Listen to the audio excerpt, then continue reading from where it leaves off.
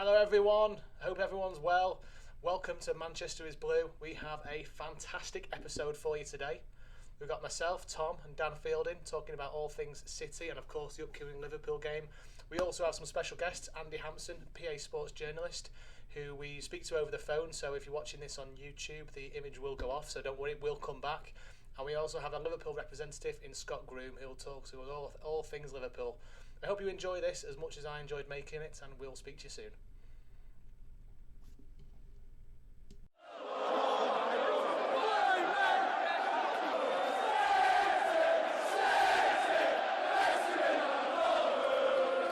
Good man. So I got your videos last night. They were fantastic. The starts, middle, and ending. They were great. Did you enjoy doing them? I did. Obviously, it was a start-up thing, wasn't it? It was a lad who I used to watch videos when he used to go to Bolton games. He did during the games, obviously. Yeah. But he just offers a bit of a separate dynamic to the game, don't you? You can certainly see how excited I was when I saw the team sheet. I was like, I'm expecting a good cricket score here. Then half-time was like, yeah, it's going all right. We're definitely having more possession. You know, we could go in more than one goal up. And then at the end, I'm like, I can't do this anymore. I can't do this. Mood change. Yeah. That came on to the last one. I was thinking, God, do I need to give him a call? Is he all right? Members at family ringing up saying he's not talking. He's not talking. Is he all right? How do you think the game went last night?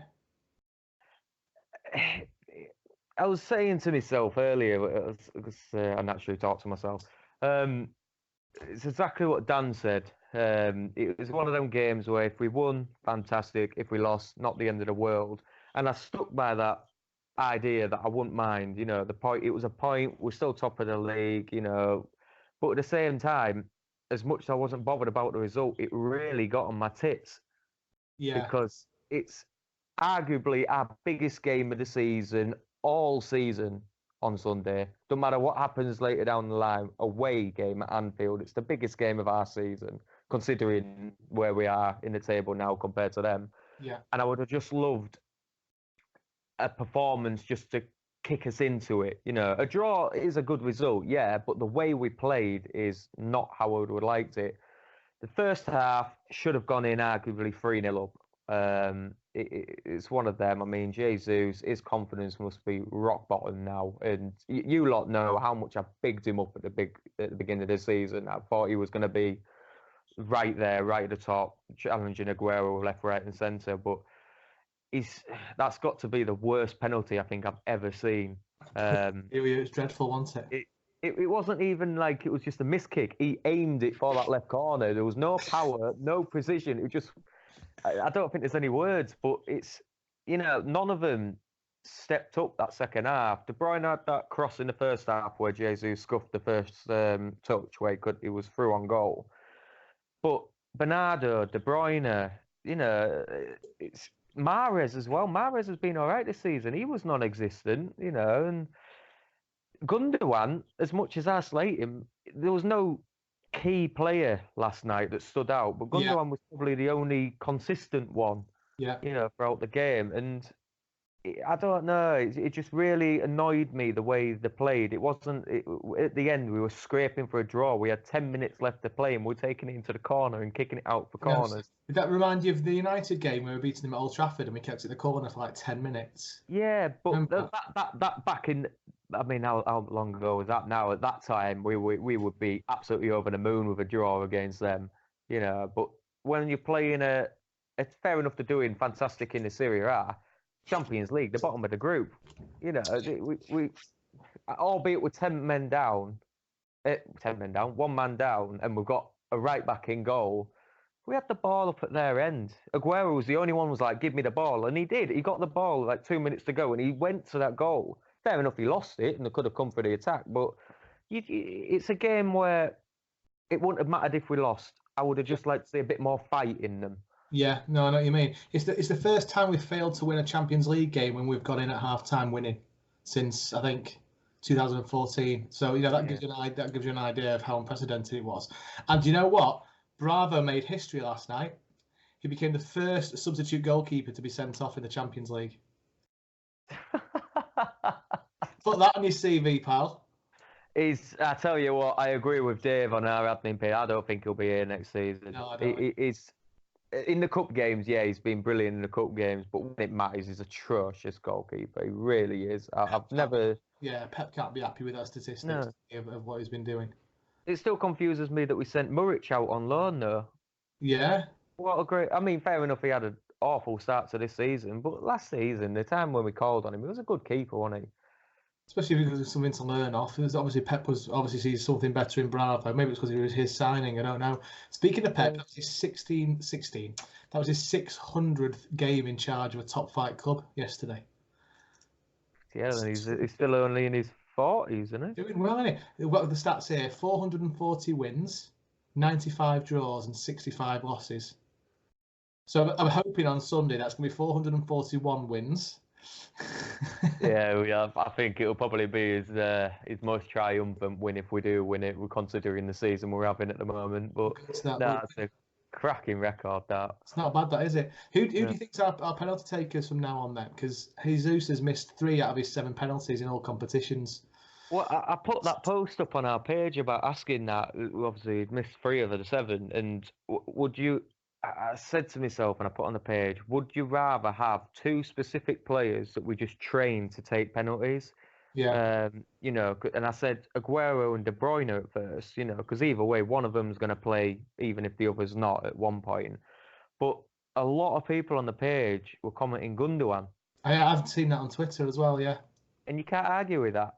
I think he scored in the Champions League final, the penalty, didn't he? For Dortmund, and he does have that calm knack about him, and he knows how to find the back of the net. I can't rattle my brain to think of when he scored a penalty for City. I know he has done, but I just can't think of the games. Whether that's just gone out of my brain, I need to have a look.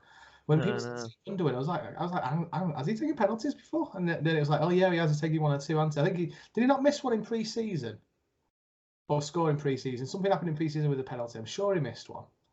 I don't know against Wolves when we lost. I honestly can't remember. I've just got something in the back of my mind that tells me he's not very good at penalties, but then everyone's saying he should be our penalty taker.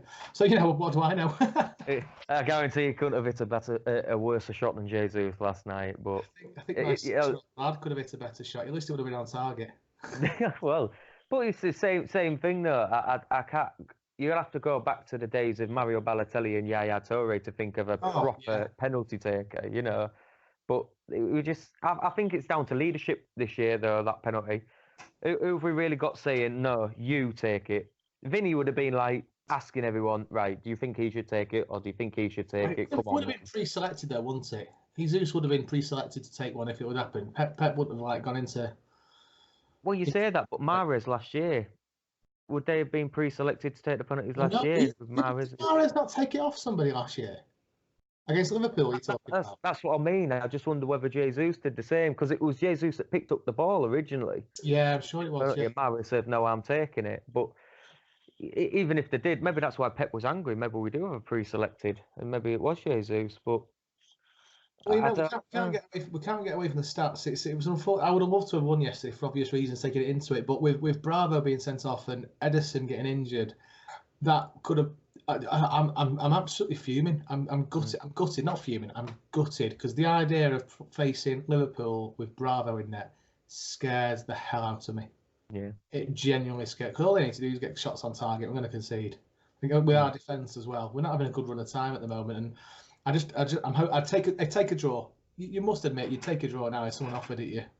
Considering everything that's happening, yeah, I think obviously we'd all want the win, but yeah, draw would be better. But I don't know why he didn't start Bravo last night. But then again, Edison's he's been part of the whole thing. Why drop him just because of a Liverpool game? But that muscle injury, he looked like he was carrying that from the first minute. So I wonder if he had it all along and just sort of kept it a secret a little bit. It's funny you mentioned that because you said his kicking was a bit off. His distribution was a bit off, and that when you said that, it's like, oh, hang on a minute, something's not right here. Yeah, it's just in that. It just didn't seem to. He did a couple of decent passes, but they were just wayward and going out of play for a throw in, or just not finding the right man or anywhere near the right man.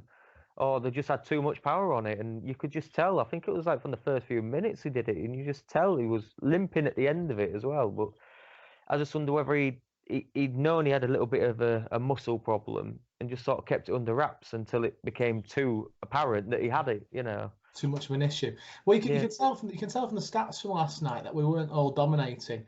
We had 58% possession, obviously, to 42, and 10 shots. They're 8 shots, and our 4 shots on targets to 2 shots on target. They're not a team that's been rolled over by us, and you could tell that by last night. Half my mind thinking they've got the Liverpool game in mind, and they're thinking about it. But we've played an awfully strong squad for having Liverpool in mind, didn't we? Well, that's what I was thinking. That's sort of saying the team we had, we should have been putting out a massive display. But when you've got players like Bernardo Silva, who's always consistent, having the game he had, you've got to say, well, maybe they have got Sunday in mind and just sort of taking it a bit steady. But at the same time, you've got all, arguably, apart from maybe 3, maybe 4 players, that's the first team out there last night, wasn't it? And it's a weird one. It's like I say, I don't mind it being a draw, but obviously I mind the injury of Ederson. But at the same time, it really annoyed me, and I don't know what the cohesion is about it. But hopefully, it might just be all of us saving the energy for Sunday, like you say. And Bernardo, he had all that energy last season against him, and he was the reason we won that game, wasn't he? So maybe he's just sort of putting himself about. This is a good time to bring in. I did an interview this evening with Andy Hampson, PA Sports journalist for the Northwest, who covers a lot of Man City stuff, and he was there at the San Siro last night. And I've got a little 5-10 minute interview with him now, which I'll play, and we'll have a chat later if that's all right. Yep. Andy Hampson, PA Sports journalist. I really appreciate you coming on and having a chat to us today. How are we getting on over there? Yeah, I'm fine, thanks. Yeah, good to speak to you, Tom. Yeah, really happy. Just in a hotel in Milan, heading home short. Were you waiting for your transfer? Yeah. Well, I'm catching a bus in about an hour, so yeah. Oh, fantastic! What's your thoughts on last night's game? Well, it was a crazy night, really. Yeah, I really enjoyed the game. But yeah, it's just one of those eventful games where just about everything happened. I thought Atalanta played really well, and they deserved the draw. They were far better than the 5-1 at the Etihad suggested they'd be. After City scored the early goal, I thought this was going to be another stroll for City. Really, it was a fantastic team goal. Brilliant finish by Sterling. Great work by Jesus to backheel it into his path. But the sort of the penalty incidents just before half time. A bit of a madness, really. Atalanta, they must have thought Christmas had come earlier, really. They thought they conceded a penalty, then it was changed to a free kick, then they conceded another penalty, and then Jesus put it wide. I think that kind of galvanised them, really, and that was a turning point in the game, because after the break, they came back, like a team with fresh vigour, and they came out and got the equaliser. Obviously, losing Ederson for City was unfortunate. I didn't even realise he was injured. And then the Bravo incident towards the end, in a way that kind of didn't surprise me, because things always happen when he's on the field. Although I thought it was unfortunate. I thought the attacker made the most of that one. He was diving before the contact came, and then he made sure the contact happened. But in the end, I thought they deserved the draw. But City shouldn't be too downhearted in the end. It's still another point that they're well on course for the last 16, and they've got other things to worry about this weekend, of course. You're spot on, aren't you? And you're right about what you said about Sterling's goal. What a phenomenon he's been in the Champions League and the Premier League. He seems to be really pulling up roots. And it's funny, I was talking to a friend the other day I was with a friend this morning, and I can't imagine Aguero doing that kind of pass that Jesus did to Sterling to finish it off. I don't know why. They just seem to offer two completely different aspects of the game, don't they, Jesus and Aguero? Yeah, I think so. And that was great awareness. Great awareness where his teammates were running. He knew exactly where Sterling was going to be. Yeah, you're right. You don't see Aguero doing that sort of thing. Although Aguero has improved his all-round game since Guardiola came in. He's a different player now than he was in his early days at City. But Jesus does have more awareness, I think, of that around him. He looks for his teammates more than Aguero does, but they're both obviously fine strikers, and in their own different ways. Yeah, absolutely. It was a bonkers game, wasn't it? It must be a journalist's dream watching that kind of competition last night. Well, no, it's not really. I mean, it was difficult from the get-go, really, because we're in the San Siro. It's one of the great arenas in world football. You think, this is going to be great, but Wi-Fi is such an important tool, really, for journalists these days. And when it doesn't work, it was so temperamental last night. It kept logging us in and out. And when you get a crazy game like that, and you work really hard to get a report ready for the final whistle, and then the Wi-Fi goes down, and you're not able to send your report. It's so frustrating. That is the most stressful part of the job sometimes, just being able to send your report. But yeah, I mean, I take your point. It is great to be able to to go to these games, all around Europe. It is just, it's a great privilege, really, when you see games like that. And it was a joy to be there last night. Speaking of games like that, have you ever seen a worse penalty in a Champions League game than the one we were in tonight? It really was dreadful. I just had to laugh, really. I mean, it wasn't. After all the fuss over whether it was a penalty or not, and then to go and miss it like that, it really was a poor effort. But poor lad. He'll get other opportunities, I'm sure. Oh, I'm sure he will. I put a poll out on our Facebook, Manchester Blue Facebook page this morning about who's your next penalty taker, Kevin De Bruyne or Aguero. It's got to be Sergio, hasn't it, for the next one, if he's on the pitch, of course. I think so. Although he doesn't have a great record at penalties, he's missed a few in his time as well. But I think yes, if he's on the pitch, he'll be the first. I think that the days of having the Balotelli and the Yaya Toure, where it was a guaranteed goal, I think those days are gone for us at the moment, aren't they? Until we get somebody a bit more clear cut.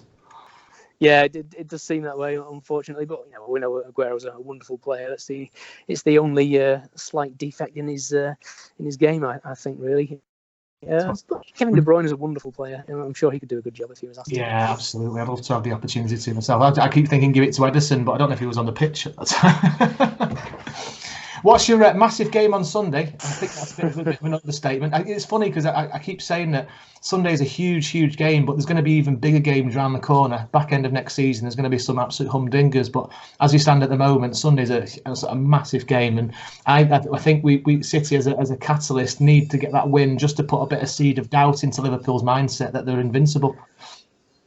Yeah, I mean, I can't wait for this game personally. I think it is the game in English football now. It's the two best teams by some considerable distance. Liverpool have got the bit between their teeth now, the 6-point lead. Yeah, I think City need to try to claw it back a bit. And obviously, if Liverpool were to win and go to 9 points, that's obviously quite a significant gap. I think if City could get it down to 3 points, 3 points at this stage of the season in November is probably neither here nor there, really. You'd think that there'd be more opportunities to chisel away at those 3 points. It is a wonderful game in prospect. I think two teams right at the top of the game that they're really going to be up for it.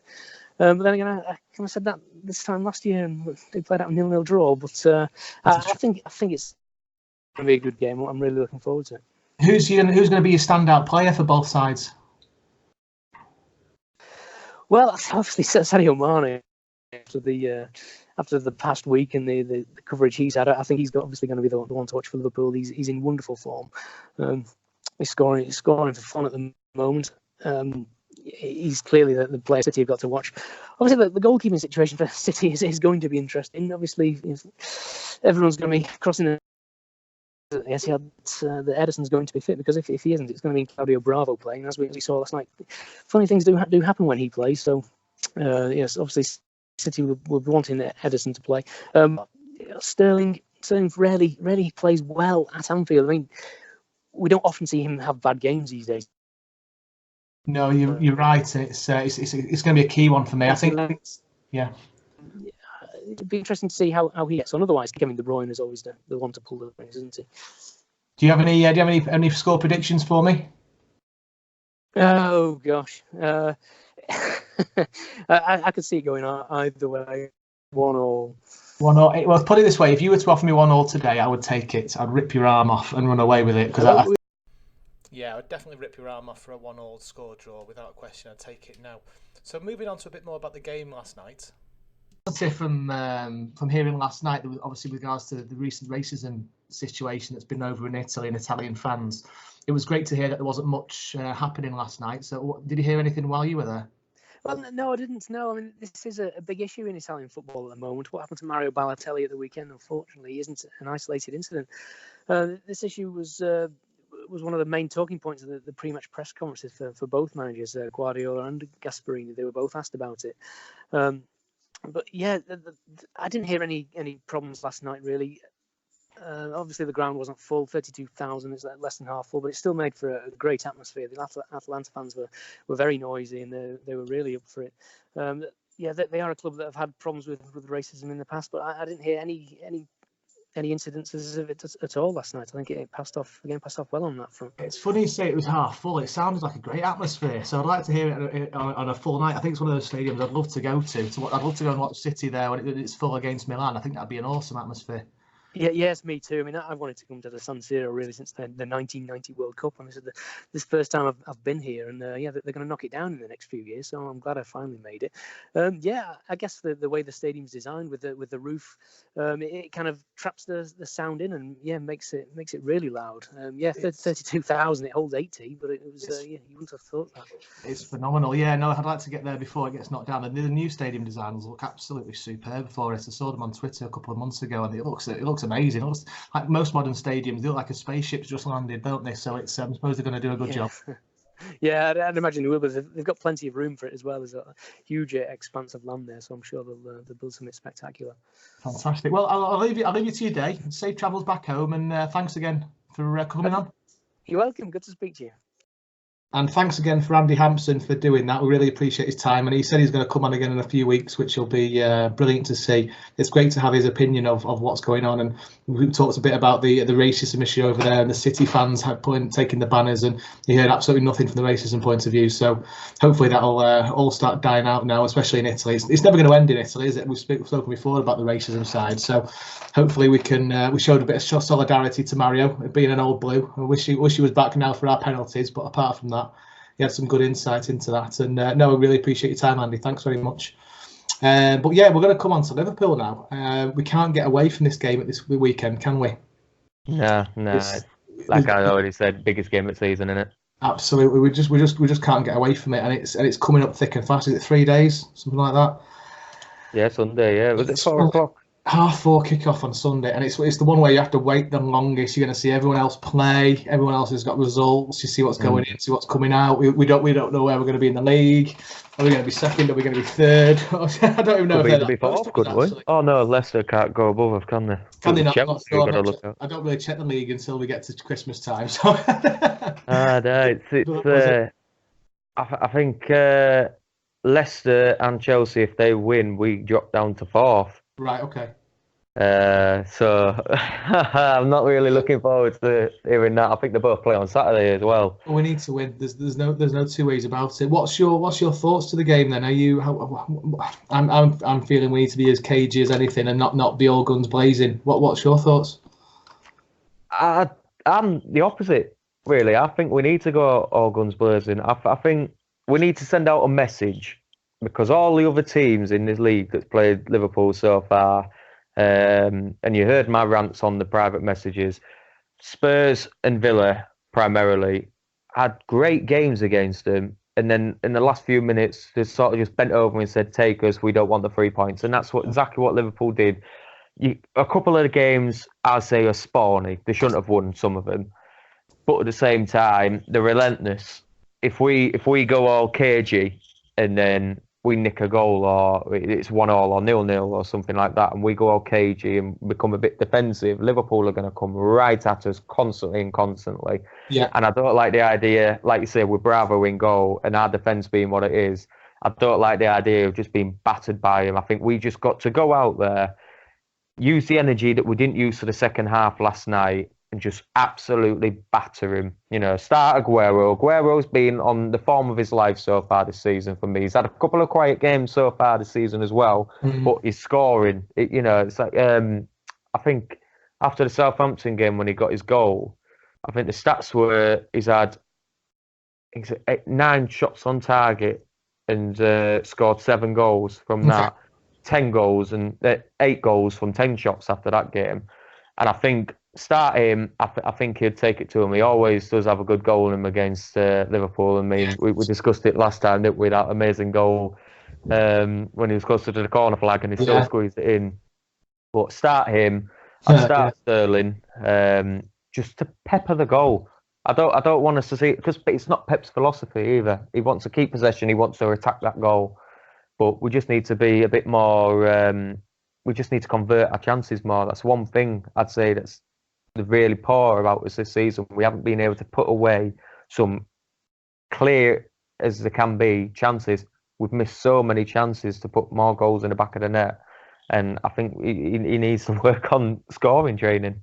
Can you see some surprises in the formation or the team selection that he's going to do? There's going to be something there that makes me think, oh, hang on a second, what's he doing here? And he tends to do this against the more high pressing teams like Liverpool. He'll do something a little bit different that we're not expecting. Do you think we're going to expect anything like that this Sunday?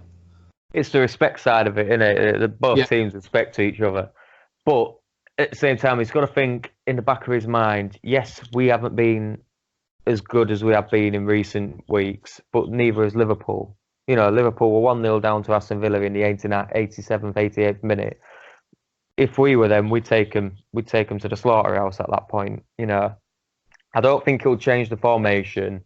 I don't think he'll change the way we approach the game. I think he'll still be after the possession. Formation-wise, I'd still stick with the 4-3-3 with the one holding. And I'd still keep Gundogan there.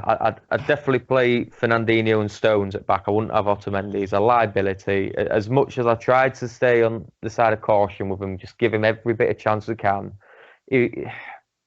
There was no standout performance last night, but he did nothing. He did absolutely nothing. He may have won a couple of balls, but there were nothing that, you know, got you going, well, maybe he's playing all right, you know. And I think that's why Stones maybe didn't play. But I don't see him changing the approach to the game, but I see a lot of wholesale changes coming into the squad. That's interesting. Well, this is a really good time. We're going to bring in an interview I did with Scott Groom today. He does quite a lot of freelance writing for Liverpool fanzines. This is the Anfield as well as the transfer room and such as. So I'll play a little interview that I got with him now. We've got some really good insights to him. So just give me a second, I'll play this. Fantastic. Right, well, I've got a couple of questions to one side, but we all know why you're on. Scott, what a game we've got lined up on Sunday. I don't think yesterday did us any favours whatsoever, the typical City analogy. Did you manage to see the City game last night? I didn't see it, no, but I kept up with it. Obviously, it was when you guys went ahead, I sort of thought there's a bit of an inevitability about this. Thought it was going to be 3 or 4, but yeah, it didn't turn out that way. A bit crazy towards the end of the game, but yeah, I mean, it's not ideal preparation for you guys, but I don't think it will phase you too much, to be perfectly honest with you. I hope not. It seemed very much, you know, when I saw, I think it was 7 or 8 minutes on the board go up. And it was, you think Walker in net, it's just right, just keep possession, keep us on that end of the pitch and start playing that game in the corner, which is exactly what we started doing, which is good to see. But I honestly, I did a couple of podcasts yesterday with some of our admins on the Manchester's Blue site, and all I wanted yesterday was to come away with no injuries. And there's 3 players that didn't want to get injured in that match. One was De Bruyne, one was Sterling, and the other was Ederson. And I could not believe, and I bet you were a bit happy with that. Look at you smiling. When he came off, I couldn't believe it, because the idea of playing Bravo in net against Liverpool scares the hell out of me more than anything. Well, it's interesting to hear that, obviously, because, you know, you've got such a strong squad and such a strong side, but for you, I mean, I guess it's kind of similar to when Alisson got injured for us in the first game of the season. We all just thought this is one of the worst injuries we could get. It was like, you know, either say, like, at the minute, you'd say Mane, Van Dijk or Alisson getting injured, and you're thinking, or Fabinho even as well, you're thinking this is one of the worst things that could happen to the side at this point in time. So I guess it's kind of like, there's always going to be comparisons between Liverpool and City at present. And I think, you know, in that respect, with those two vying for the number 1 shirt for Brazil as well, they're obviously 2 class keepers. Very little between them in terms of ability and what have you. I think it comes down to preference, to be honest. Yeah. But for you guys to sort of be that worried about not having him in the net, I think Claudio Bravo is a bit he's a bit like Lovren in a respect, as you don't quite know what you're going to get. He's either going to be a worldie or not. Yeah. He's going to do something utterly ridiculous. Well, I know he's Bravo's had a couple of cracking games. He had a really good pre-season. He had a couple of good games for us in the cup. He's won us a cup at Wembley on a couple of occasions. Made some fantastic saves. So if we get him on his right day, I think we'll be okay. But it's funny you mention about the strength in depth. The goalkeeper things, the really one that interests me. Where it's hard with goalkeepers though, because we can't have two number ones, if that makes sense. One's always got to be lesser than the other to make it fair to the number one goalkeeper. But Ederson, I mean, when Laporte was injured, that really hurt. That's going to really hurt City this season. I think it's the same as if Van Dijk would have got injured for your lot. But with Laporte going out, you kind of say, right, okay, well, we've got a couple of players that can step in there, but I don't trust Bravo to step in for Ederson as well as he is. I don't have any confidence. It just looked like I mean, he's got sent off last night, and part of me thinks he's a bit of a pillock for being so impetuous and rushing out like that. But part of me thinks that player left a trailing leg on purpose, and he kind of kicked it out to hit him. I've looked at it a few times this morning. I think to myself, actually, it was a bit hard to get sent off there. I think it was if VAR in the Premier League might have not given that.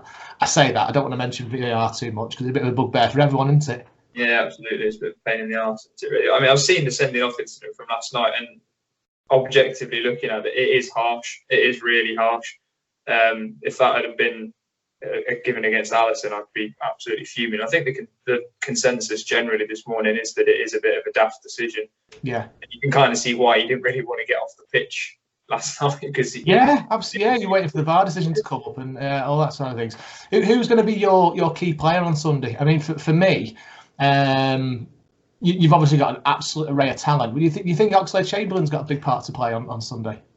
Well, there's a clamouring for him to play. To be perfectly honest with you, he's looked, obviously when he was playing season before last, just before he got his injury, he looked phenomenally. Sort of started slowly. I mean, I was at the I think it was the Carabao Cup tie against Leicester, where I think he played wide right as part of the front three, and I was speaking with some of my mates afterwards who are Leicester fans. So I can't believe they paid 35 million quid for him. He looks rubbish. But then he slowly kind of integrated, got used to Klopp's system. He trusted him to play in that middle where he said that he wanted to play, and he started really coming on leaps and bounds. His link-up play, he provided a number of assists for Salah.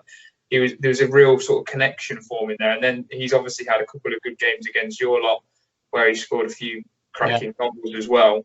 And I think the thing with Oxlade-Chamberlain is he offers potentially, like Naby Keita, you can kind of include in this bracket as well, but he's been really kind of stop-start due to injuries since he joined. But with Oxlade-Chamberlain, the difference between playing him or, say, Wijnaldum, Henderson or Milner in one of those midfield free roles is he gets the ball and his first instinct is to get it, look forward and drive into that space. Yeah. And I think I've always said, obviously City are a great side, but I don't feel like teams go at you enough. And I think that's why you're able to control games the way you are, because teams kind of give you that respect and, well, we don't want to attack you because then we're going to be left open on the counter. But I think Liverpool have got a bit more solidity about them, a bit more rigidity. And obviously we've got Fabinho, who can sweep up in front of the back four now as well. Kind of opens the door for someone like Oxlade-Chamberlain, who can drive at the defence and he can pick those gaps in between the midfield and defensive lines, which is where he picked up the ball to score those goals that he did score against you in that season. He found that little bit of space in between the defence and the midfield and he exploited it. And, he's looked in good form. He seems to be rediscovering a bit of confidence. Obviously, still a little bit rusty because best part of the season on the sidelines is going to do you. But, I mean, if he plays and if he's fit enough and ready enough to play, I think he could be a difference maker. But I don't think you can look too far past Sadio Mane at the moment because the man's on fire. He's, obviously there's been a bit of a war of words between him and Guardiola in the last couple of days, but he's just, even when he's having a quiet game, his defensive work this season has gone up tenfold. He looks so much better. He's committed coming back. He's making, against Leicester, I was there for that game at Anfield. His defensive work was unreal. He was up and down the line like you would believe. And obviously he's got that pace, that vision and that ability to kind of make those cutting runs. And then he's also proved that season on season his finishing is getting better. Obviously won the Golden Boot along with Salah and Aubameyang last season. So I think he's a real threat. But Oxlade-Chamberlain, I'd like to see him play, but I just don't know if Klopp will go for it. I don't know if he'll potentially try and go for his safer midfield and go for Henderson and Wijnaldum with Fabinho. I don't know. It depends how he wants to play it, to be honest. It's funny you mentioned about Mane's tracking back. The whole Liverpool ethic and the City as well. It's hard to differentiate the two when it comes to sort of defensive abilities. All the players, all the teams seem to have that mentality of you must track back. If you don't track back, we're going to lose. And there's that hard working mentality in both teams, which is really admirable. I just hope that shows on Sunday and it's not a bit of a bore fest. I hope they don't cancel each other out. I really hope they, no time. We'll come on to it later on, but I can't see both teams absolutely going hammer for tongue. I think they've got too much respect for each other.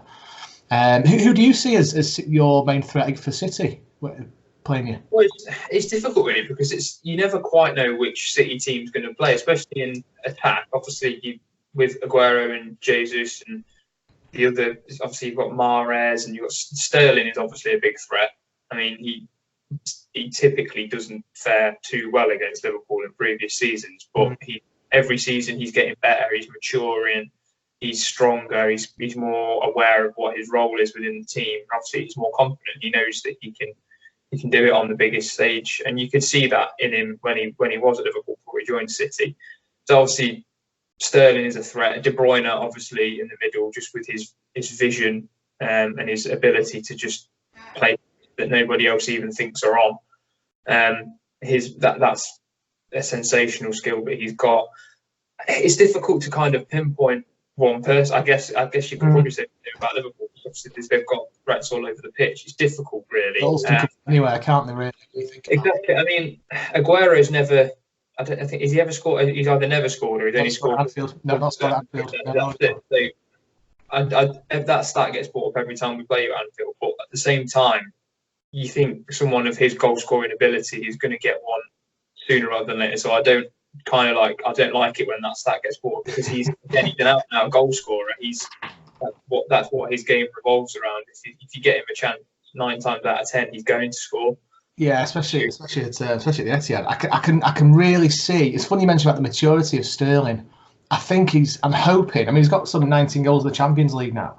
I think he's going to have washed away that hoodoo of playing against Liverpool. I really think it's going to be his game on Sunday. I can see a different time because previously he's never looked quite assured in front of goal or with that pass. He's always looked a bit nervous and edgy, which is obviously what you can tell. And I'm hoping he's lost that this season. Well, we'll find out on Sunday. It's a massive game to play for him. It's going to be huge. He's going to be starting. There's no question about that. And we'll soon find out in the first 20 or 30 minutes whether he's brushed aside that nervousness.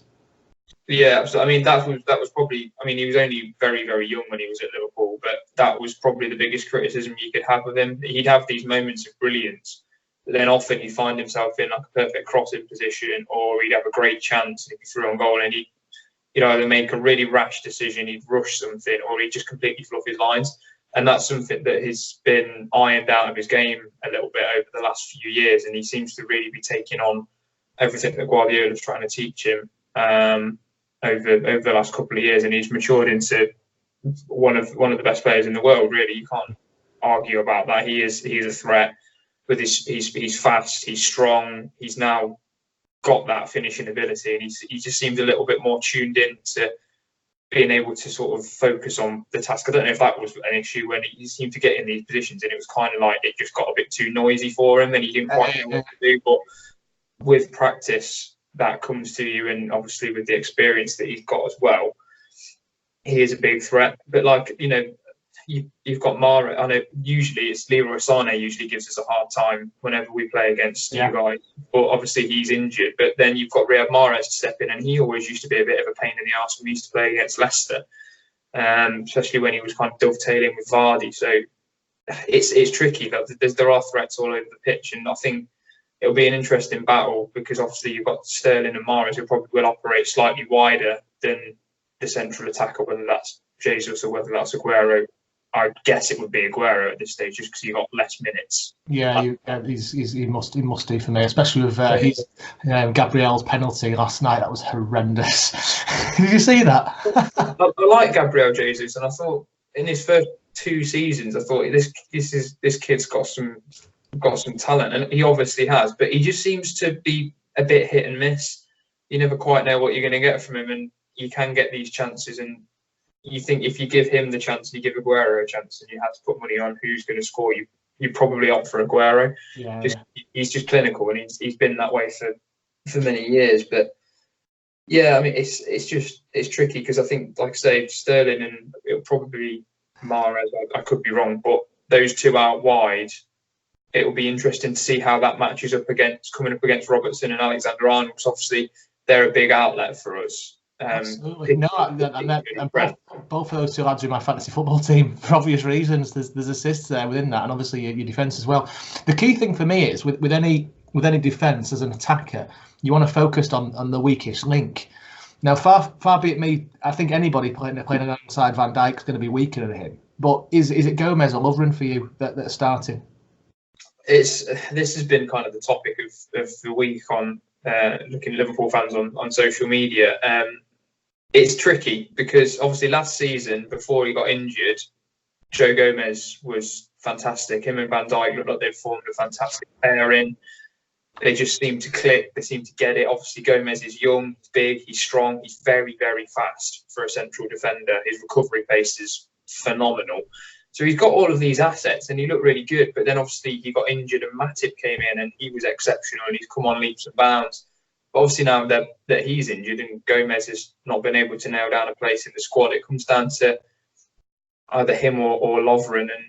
And as a player and as a person, I like Dejan Lovren. I think he is a good professional, and the amount of criticism that he gets, and to just keep kind of coming back and playing and believing in himself, it is admirable. And he's been a good servant to the club. Whether you agree with his performances or not, I mean that's by the by. But I think if you're asking me, I think Klopp will go for Lovren purely because he speaks a lot about rhythm, and Lovren's played. He came in against Leicester and everyone was a bit shocked about that. Came in, had a solid game.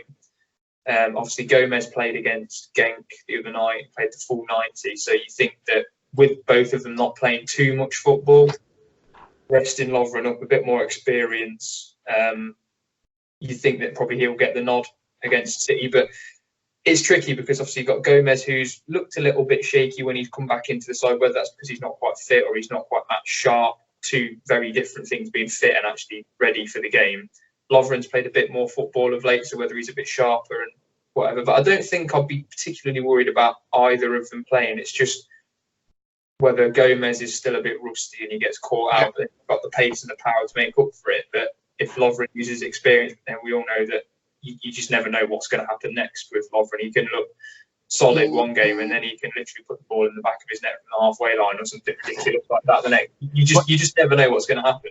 But either on the day are going to be solid then, aren't they, really? As long as they're both performing, it's going to come. If they both turn up, then I've got no problems whatsoever because, like I said, I was worried about Lovren playing against Leicester because obviously he usually has a stinker against Jamie Vardy, but he was solid. He was probably better than Van Dijk on the day. Right.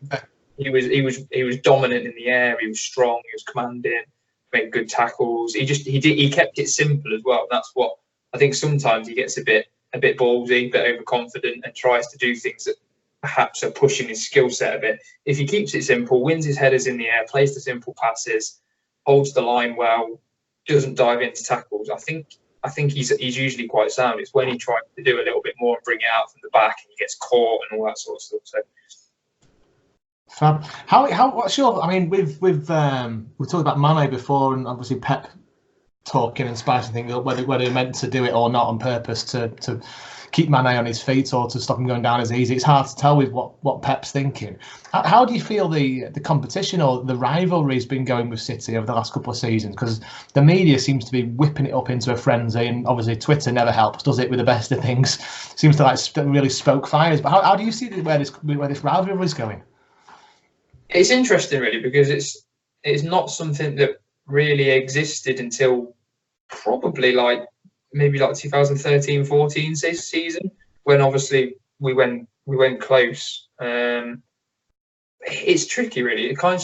You do sort of think, on the face of it, it is almost one of those media generated type things. But at the same time, there is going to be that rivalry between two teams that are playing exceptional football at the same period in time and are likely going to be facing each other quite often and in big games like Sunday, because they're the best two teams in the country by quite some way. They're two of the best teams in Europe, if not the two best teams in Europe at the moment. There's going to be that kind of rivalry because we're looking around, both teams looking around thinking who is actually on our level, and there's so many similarities between the two and so many things that both teams are doing well, and obviously they're only separated by a stretch of motorway in this country. So it is difficult. I think, obviously with it being, we obviously could have won the Champions League last season. The Premier League still, to come as close as we did, if we'd have not won the Champions League last season, I think it would have left a really sour taste in the mouth. To have had such a good season and come away completely empty-handed. But obviously we got the Champions League, but there's still that unquenched thirst for Premier League glory with Liverpool fans, and rightly so. We've come close a couple of times in recent seasons. And obviously City are usually the ones that are up there with us, and if not pipping us to the post. So I think that rivalry is getting more intense. And obviously there are a lot of isolated incidents of nastiness. And there's the whole thing about the bottle thrown at the coach and all that sort of stuff, which doesn't help, does it? It gets blown out of proportion, but it doesn't help. I mean, try and keep things level-headed. It's just a sport. For me personally, it's just I want to beat City because they are our rivals in competition. I've got, that's just where it is for me. It's not quite as a deep-seated rivalry as like United, where it's just every Liverpool fan can't think of anything worse than losing to them.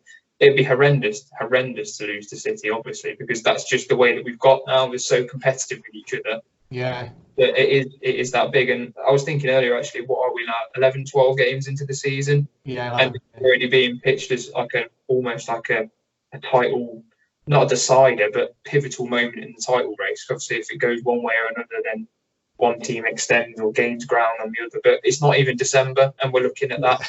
And that's just, I think, that A, shows the strength of both Liverpool and Man City, and B, just shows, and without sounding too obnoxious towards the rest of the Premier League, how far ahead they are of everybody else, which is obviously where the rivalry comes from. There's nobody that's really going to get close. Whether Leicester stay that close this season remains to be seen, but just two great teams going at each other and trying to trade blows wherever they can, and obviously that kind of rivalry does develop.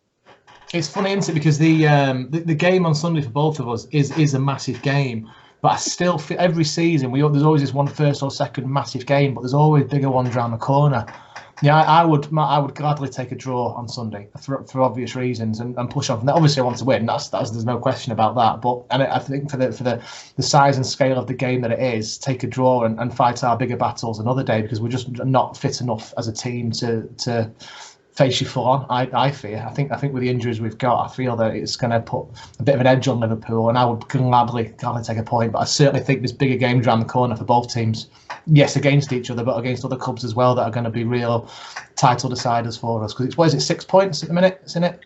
Yeah, and I think that's what, because we've had such a strong start to the season, that's what adds that little bit of a dynamic to it. 'Cause obviously, I don't know if that adds more pressure to us. I think Klopp's kind of tried to eradicate that, and he's built a really strong mentality in the squad where it's game at a time. You don't focus on anything else apart from. And Liverpool, I can't remember a Liverpool squad being as strong and resilient as this one. They just seem to, nothing phases them. Like, we go a goal down and after 25 minutes, and I watched the Villa game last weekend and thought, we're not playing great here. It's the first time I've been a bit concerned that we're not going to come back from it. But there's still, we probably were. If we can get one, then we'll win. And I've got a friend who I always chat football about, and he was just like, I don't know why you're worrying. He's like, I've got no doubts that they're going to win because they just keep finding a way at the moment. And yeah, I mean, obviously with that 6 point gap as it is at the moment, a draw wouldn't be terrible, keeps City 6 points behind us. To lose would be bad, but we'd still have 3 points.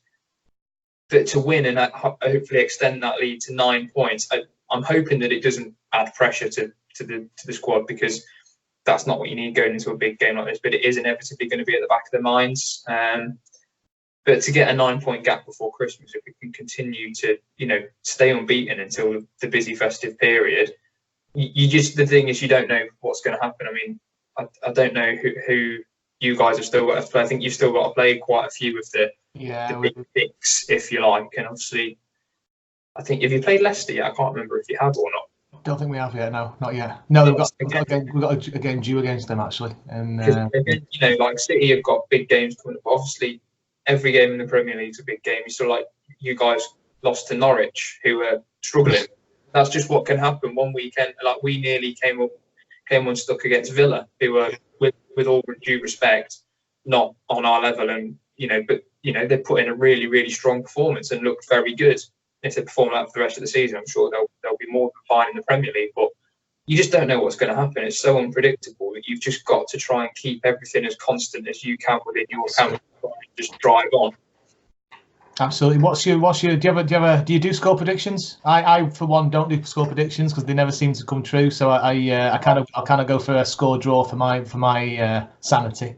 I try to avoid it. I've been putting bets on recently. Been just saying to my missus, like, go on, what do you think the score will be? She keeps getting it right, so I haven't asked her yet. You gotta tell us what you find out.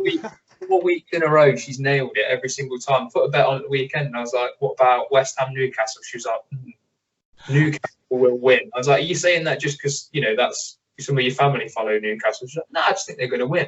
It's like, that's rubbish. That's never going to. And lo and behold, they did. So something like Mystic Meg, I might get her to put the lottery on tonight. Definitely needs the lottery on tomorrow night, pal. For some kind of prediction, I think I'll go for more of like an overview. I think the game will actually it's being billed as this like clash of the Titans, which it obviously is. I think it'll be a lot cagier than people are expecting it to be. I think it was it the game last season at Anfield when Mahrez missed the penalty in the last minute? It was people build it up in exactly the same way, and it was a chess game. It was very tactical, very cagey. Whether or not you said that your injuries kind of play into Liverpool's hands in a way that you sort of think that you might not quite go hammer and tong with us, whether that means that we'll have a bit more of the ball. It's at Anfield as well, obviously, where we're not lost since April 2017. Yeah. I think if you're going to tip it in anyone's favour, I would probably say Liverpool, but it's so close. I really don't know what's going to happen, to be honest. Obviously, no, it really is. And what's even harder to try and predict is the squad that Pep's going to play. You have no idea. He's a fantasy football nightmare, Pep Guardiola, because you just don't know. I'm half expecting him to put 3 at the back with 2 wing backs and go 5 at the back when you're in attack and just try and batter the ball away and keep possession as much as possible and try and break on the counter. And that's what I can see him doing. But it's who knows. Honestly, I'm sure you could probably get 90-95% of your first team if you weren't to pick the team, couldn't you? With City. Yeah. I haven't got a clue. Me and the other admins, we do a competition where we choose our teams who we think we're going to play. We get 1 point, and if we get 7 or 8 points, we're happy with that of starters. It's absolutely bonkers. But yeah, no, we're going for that. I saw it was really nice touching gesture from Liverpool. You got Sean Cox going to the ground on Sunday, haven't you? That's really nice. Yeah. I like that. It's a tragic story. Like no one. I mean, Liverpool fans know this more than anyone. No one should go to a football match and then have anything terrible happen to them. And I mean, what happened to Sean Cox was awful. There's no 2 ways about it. But I think he remains close to everybody associated with Liverpool's thoughts and feelings. And obviously, to see him getting progressively better, obviously, it's a very, very tough road for him because it's a life-changing injury that he sustained. But to see him coming on and obviously then to have him welcome back for this game, I think it's just it's one of those where you put football rivalry and stuff aside, don't you? Football brings everybody together and just think what a fantastic story. And hopefully Sean continues to make good strides in his recovery. Yeah. It's an absolute touch of class that from Liverpool. So well done to your guys for doing that. That's one thing I noticed between our clubs. We look after our fans where we can, and things like that. We're not scared to show that little bit of emotion and help people out where they can. And especially with that situation, it's horrible, isn't it? It's only right, isn't it? Really, we're all, like I say, on the pitch, 90 minutes, be rivals, be whatever. But after that, we're all people, aren't we? And there's enough bad air and bad blood, especially in this bloody country at the minute going around that, you know, you just a little bit of humanity goes a long way. Absolutely. Well, I think we'll wrap up. We've done really well there. Where can people find you, Scott, on Twitter? What's your Twitter handle if you wanted to find you? Yeah, I'm on Twitter at Scott C Groom. I write regularly for Anfield Index and do some writing and editorial stuff for LFC Transfer Room as well. So, you know, boss at work tells me you should use Twitter more for work. But, you know, I said, you know, I'll take the Twitter account. There is always going to be Liverpool FC stuff on there, but yeah, that's where I'm at. Fantastic. Well, I'm sure you understand that I won't wish you luck for Sunday, but I hope it's a really good game. Feelings mutual. Cheers, pal. I'll speak to you soon. Thanks very much. All the best. Cheers. Later. Cheers. Bye-bye. Loads of thanks go to Scott Groom for coming on and chat to us about Liverpool and what he thinks set up. It's an interesting one. We talked about Liverpool's defence because for me, you've got the two wing backs, which are fantastic wing backs, and both got a chance of creating goal scoring opportunities. We've got Van Dijk, who's an absolute rock, and I wish he played for City. So for me, our strikers need to be focusing on their weak point in their defence. And I say weak point very loosely. It's going to be either Lovren or Gomez. I say weak point. Anyone standing next to Van Dijk is going to be weaker than him. So what do you think about that? We must be targeting our efforts into focusing on him or whoever plays that position. Well, I agree. I do personally think Lovren will start as well. I think he's played the past couple of games for them. But at the same time, I don't rate Van Dijk this season as much as he was last season. There's been a lot more play being played behind him this season. They've obviously conceded a lot more goals. Well, I don't know. They've conceded a lot of goals anyway. And I think just their entirety of the back four, I think we can get round them. Alexander-Arnold and Robertson are fantastic wing-backs, like you said. But Alexander-Arnold is one thing Jamie Carragher said as well. He can't defend. That's the one bad thing about him. You know, he's got a great cross. You know, there's calling the Scouse De Bruyne. But that's all. He does good runs and he does fantastic balls into the box. But he's not a right back in terms of that. I think he's more classed as a right winger. Or wing back, should I say? He's not. He can't defend from what I've seen personally. Robertson is a bit more defensive, yes, than him, and he does the same thing. But it's those two I think we should be going for rather than a centre back, because you've seen Aguero also drifting out wide a couple of times this season as well. He's not been directly in the middle. And I think that may be the way of getting round him. Get Sterling and get Bernardo if he'll play on the right wing, or De Bruyne. Just get around them two. You know, when they're up attack, just counter attack straight at them. Like I said, we want to be at them every angle. We don't want to be sitting back. And I think round those two fullbacks we can do it. But like I said, the only problem with is Van Dijk is very good in the air. Yeah. But we can get past him. We really can't get past him. And again, it just depends on who turns up on the day. But I think it's the fullbacks we want to be targeting. And then try to nullify Mane and the strike force. I think, you know what, it worries me a little bit because they've got Oxlade-Chamberlain, who's been a bit of a thorn in our side in recent games. And I've seen a bit of chatter, and obviously from what Scott was saying about him potentially playing, I think it's hard to pinpoint any danger man for Liverpool's team because there is so many of them. But he just seems to be, when he gets in the right positions, to be able to have that ability to hurt us and other teams. And it worries me a little bit. Put it this way, if we manage to get out of that game with not conceding a goal, I think it'd be a minor miracle. Yeah. What's your score predictions for it? Because we know what you like for score predictions. Oh, well, the amount of times I've said it, and you're probably getting sick of saying it, the one time I didn't do it with the Watford, so I'm going to go over 1-0 City win. Okay. And hopefully we get an 8-0 now.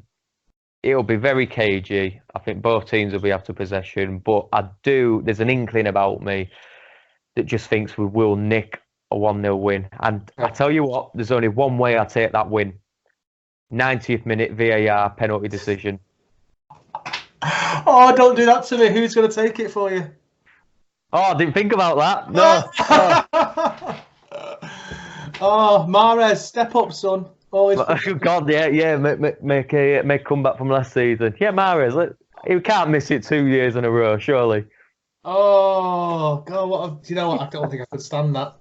I don't think I could handle a 94th minute penalty. I'd prefer it to us than them, granted, but I don't think my chest could take that anymore. I think it's going to be a draw. I think it's going to be really evenly matched.